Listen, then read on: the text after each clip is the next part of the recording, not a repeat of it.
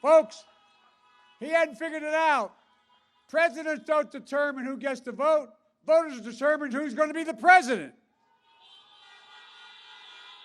And when America votes, America will be heard. And when America's heard, I believe the message is going to be loud and clear. It's time for Donald Trump to pack his bags and go home. We're done. We're done with the chaos. We're done with the tweets, the anger, the hate, the failure, the irresponsibility. We've got a whole lot of work to do. And if I'm elected your president, I'm going to act, and I'm going to act on day one. Folks, we're going to act to get this COVID under control. On day one of my presidency, we're going to put into action a plan that I've been talking about for months and he's been paying no attention to. Masking, social distancing, testing, tracing. A plan for a fair and full and free distribution of therapeutics and vaccines when we get one. Imagine where we'd be had this president from the beginning just wore a mask instead of mocked wearing a mask. I can tell you this, we wouldn't have 9 million confirmed COVID cases in this nation. We wouldn't have over 230,000 deaths. We wouldn't be seeing those new record numbers of cases we're seeing every single day right now. Nearly 100,000 cases in one day, just 2 days ago. 100,000 new cases. We wouldn't be facing another 200,000 projected deaths in the next few months. This president knew last January the virus was deadly, but he hid it from the American people. He knew it was worse than the flu. He lied to the American people.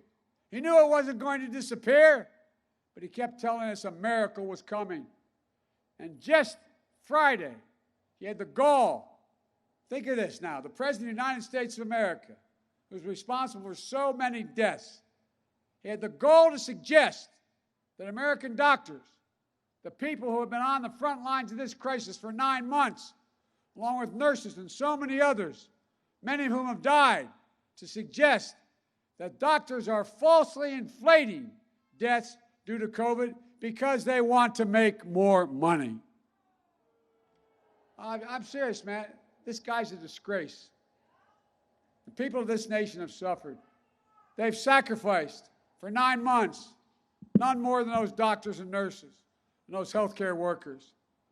And this president is questioning their character, their integrity, their commitment to their fellow Americans.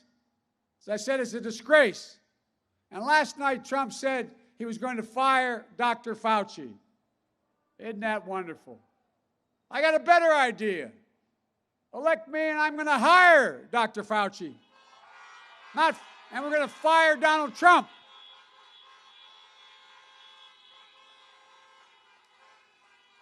Donald Trump waved the white flag of surrender to this virus. He did that.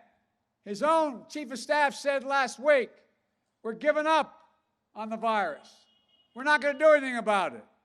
I'm never going to raise the white flag of surrender. We're going to beat this virus, and we're going to get it under control, I promise you. Look, the first step to beating the virus is beating Donald Trump. Donald Trump keeps telling us what a great jobs president he is. I was just with Barack in Detroit and Flint. It was great to be with a president of some character, a president respected around the world, a president our kids could and did look up to.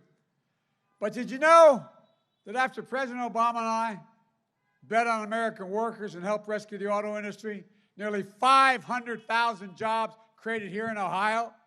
Meanwhile, 330,000 of those have been lost since Trump's become president. You know, Donald Trump is going to be the first president in 90 years, that's a lot of presidents, in 90 years, who's going to finish his 4 years in office with fewer jobs than when he got elected to office. It's no surprise. Remember what the lies he told all the workers. He told the families of the GM plant in Lordstown. He said, quote, don't move, don't sell your house. But then the plant shut down. And after the first debate in Cleveland, I met an Ohio woman named Tiffany, whose husband lost her job at the plant, and he had to take a job 8 hours away in another state. He drives home weekends, 16 hours round trip to be home with his kids. So much for don't worry. What about his threat and his grudge against Goodyear? What about his broken promise to protect pensions for workers, especially multi-employer pensions? And what about he stopped the overtime for millions of American workers, over $1.2 billion for American workers, that President and I, with the help of your delegation, put in place. But let's not forget how Donald Trump is weak and chaotic with China on trade. Farm bankruptcies are way up. Exports are way down. Agricultural exports to China during the Trump years have been 40% lower than they were during we were in our second term. And he even says, because of his bailouts of the farmers, that's your tax dollars, by the way, his bailout of the farmers, quote, our farmers are doing better now than when they actually had a farm. Can you believe that? Our farmers are doing better now than when they actually had a farm because they were able to be bailed out, although they may not have a farm anymore. Who does this guy think he is? My policy is going to hold China accountable. I'll end the Trump tax loopholes that incentivize companies to ship jobs overseas. I'll add a 10% surtax on companies who do ship jobs overseas. But for companies who come back and invest in American manufacturing and bring jobs back home, I'll offer a 10% tax credit. And folks, it's no violation of any trade agreement, but no government contracts. And the president has about $600 billion in contracts from the military on down. No government contract will be given to a company that isn't have all the products, including the supply line, all products made in America, every product. Look, and our future will be made right here in Ohio. Folks, we're in a position that we can do so much more, so much more. Folks, Donald Trump forgot and betrayed Ohio workers. Quite frankly, I grew up with around guys like Donald Trump. I grew up in neighborhoods like probably many of you did, working class neighborhoods where most people didn't have a college education. But we had guys like Trump we used to play against when we played ball in Scranton and Claymont. And they because they had more money than we did, they kind of looked down their nose on us. I got to admit to you, I got a bit of a chip on my shoulder when I read once we won the nomination and things began to look a little better. I read from serious press people, they're decent, honorable people, that if I get elected, I'll be the first president who didn't have an Ivy League degree in a long time. Well, let me tell you something. Somehow that's kind of mean I didn't belong because I went to a state university. But let me tell you what, it's about time a guy from a state university graduated into the White House, because if I'm there, you're going to be there too. Look, Trump sees the world from Park Avenue, looking down on Wall Street. I see it from Scranton and Claymont, where I grew up. I see it from here in Cleveland. Wall Street didn't build America. The middle class built America. And guess what? Unions built the middle class.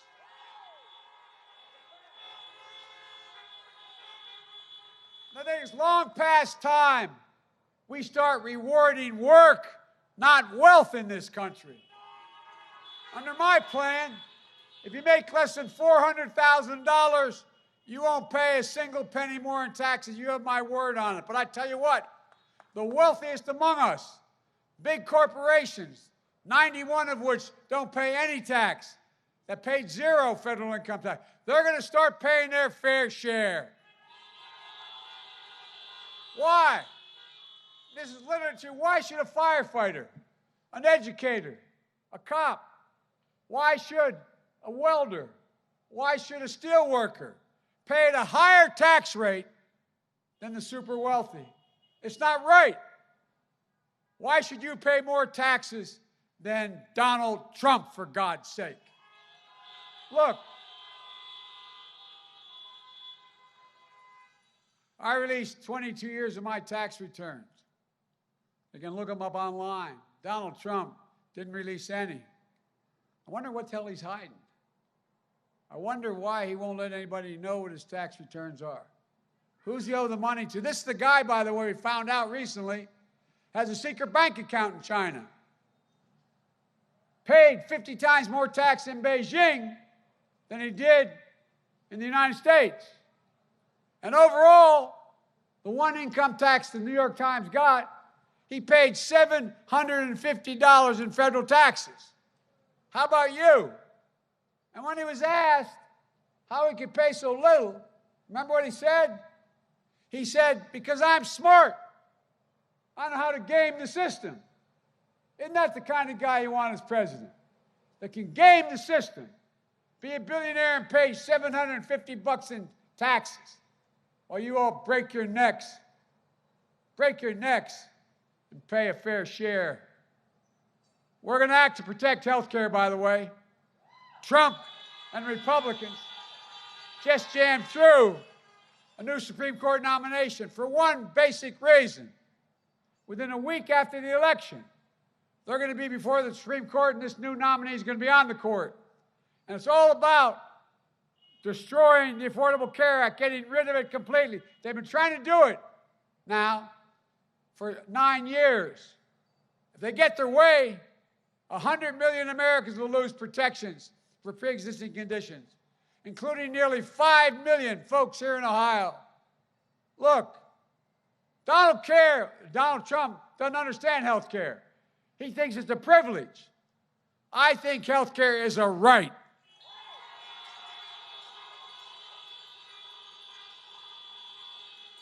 And by the way, because of the way he ruined the economy, even before the pandemic, 10 million Americans have already lost their employer-based health care because the employer's gone out of business.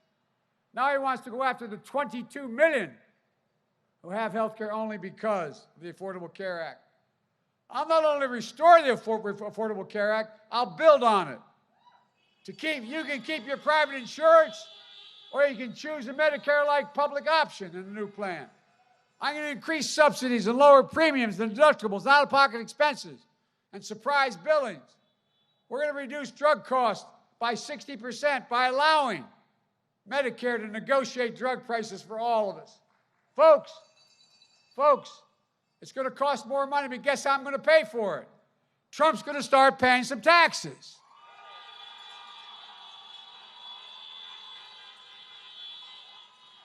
And we're going to make sure we keep protections for people with pre-existing conditions. Meanwhile, the Social Security actuary, the person who runs the Social Security Department, says if Donald Trump's plan that he announced, if he's reelected, he's going to put in place, if in fact it's put in place, it would bankrupt Social Security by 2023. This guy really cares a lot about us, doesn't he? He really understands. We've been busting our neck, my parents before me and everyone else, paying into Social Security. So go home and tell your parents and grandparents what a great deal they're going to get if Trump gets reelected.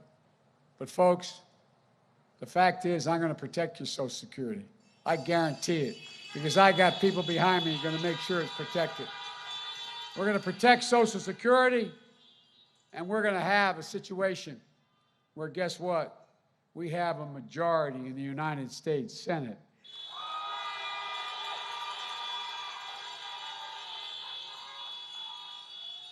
But folks, look, the thing that's bothered me most, maybe emotionally bothered me the most, but substantively as well, that this president has done. It's been nothing worse than the way he has spoken about those who have served in uniform. He called y'all losers and suckers. My son, Beau, was the Attorney General of the state of Delaware. My son, Beau, volunteered. He had to give up the seat of Attorney General and volunteer to go to Iraq for a year. He won the Bronze Star, the Conspicuous Service Medal, and he saw other people die in Iraq. He was not a loser. He was not a sucker. He was a patriot. Just like all your sons and daughters, parents and grandparents who served. Folks, 6 generals who worked in the White House with the President of the United States and admirals worked in his administration have since left, and they've said he is unfit to be commander-in-chief. Best of my knowledge, Sherrod, that's never happened before for any president of the United States. And that's why Special Operations Commander Stanley McChrystal, as well as the Commander of Special Ops and the Navy SEALs who took out bin Laden, along Admiral McCraven, along with 22 other 4-stars, they've endorsed me, saying they'd be proud to have me as their commander-in-chief. This president likes to portray himself as a tough guy, the macho man. When's the last time you saw a president of the United States literally being laughed at by the world leaders when he spoke at the United Nations? I don't ever recall that ever happening. And can you believe when the president of the United States, who acts like Vladimir Putin's puppy, Putin put bounties on the heads of American soldiers in Afghanistan. Trump spoke to him 6 times, and he was too frightened to challenge him. Why? Donald Trump's not strong, he's weak. This is a president who not only doesn't understand sacrifice, he doesn't understand courage, physical courage, it takes for so many of you to put on that uniform. We must support our military, and let's make this vote for them as well. God love them. Look, we have to vote to meet the challenge of the climate crisis. Well, we can act to meet that climate crisis. Trump calls climate crisis a hoax. I see it as a great opportunity to improve our health as well as create millions of good-paying jobs. I see Americans working to build and install 500,000 charging stations all across this country. American consumers switching to clean electric vehicles. We can own the electrical vehicle market, creating millions of jobs here in Cleveland and in Ohio and in Detroit. Folks, I see the federal government harnessing the purchasing power by buying these electric vehicles, made in America, made in Ohio, made in Detroit, made in America. It's going to mean 1 million, according to the experts, 1 million new good-paying auto jobs in the automobile industry alone. Folks, if we don't act, China's going to own the market. China's going to own it all. And we will act, in addition to deliver racial justice in America. Folks, protesting is not burning and looting. Violence must never be tolerated, and it won't. But these protests are a cry for justice. The names of George Floyd, Breonna Taylor, Jacob Blake will soon not be forgotten. You know, I met with all these families. When I met with Floyd's little girl, I think she was 6 years old, I knelt down to say her, to be at eye level with her. And she looked at me and she said, swear to God, said, Mr. Vice President, my daddy is going to change in the world. My daddy's going to change the world. Folks, I'm not going to forget, you're not going to forget, and this country's not going to forget. This is going to inspire a new wave of justice in America. But guess what? Because we have the X generation, the Z generation, that in fact is the most open, least prejudiced, best educated generation in American history. They're already moving. They're already insisting on justice. They know who we are. A new wave of justice in America, but also true justice isn't just about how they deal with police. It's about jobs. It's about building wealth. It's about families. It's about education. It's about opportunity. It's about being able to make a decent living. Nobody should have to work 2 jobs to stay out of poverty. That's why, honk if you agree with me that a $15 minimum wage is necessary nationwide. Honk. Honk if you think assistance for a down payment for a real shot at home ownership should be coming forward with me with $15,000 for first-time homeowners. To start a small business, send a child to college debt-free. Folks, Ohio, in 2008 and 2012, you placed your trust in me and Barack. In 2020, I'm asking you to trust me again. I'm proud of the coalition this campaign has built to welcome Democrats, Republicans, and Independents. I'm running as a proud Democrat, but I'll govern as an American president.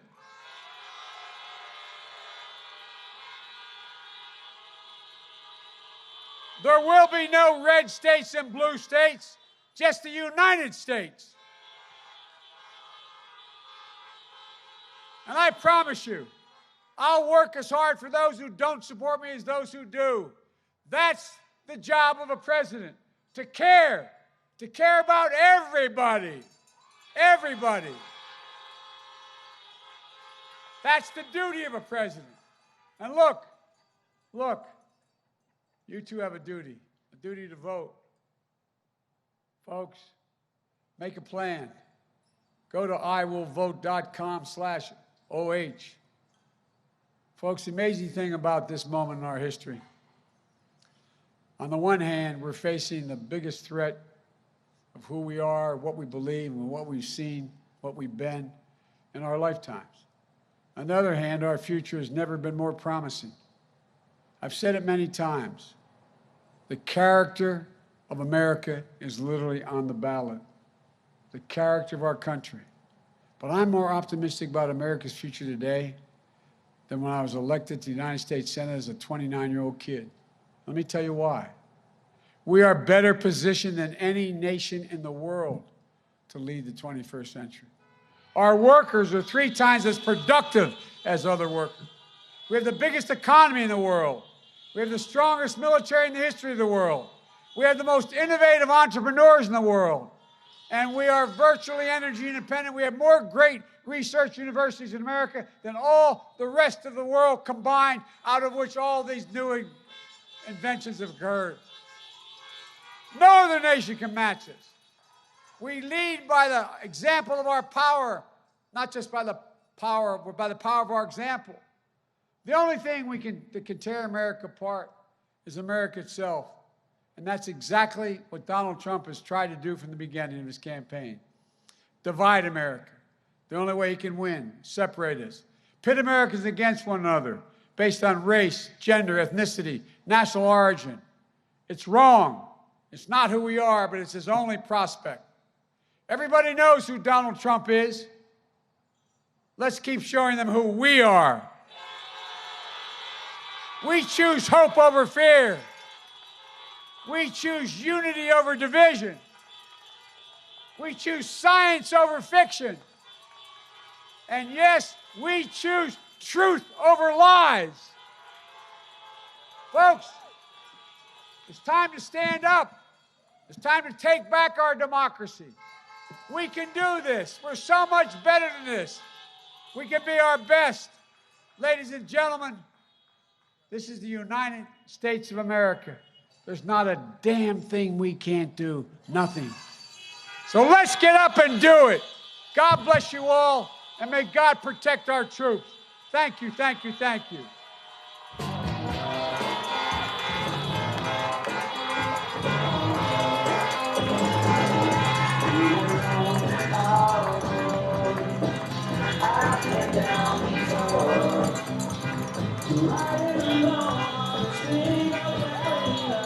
I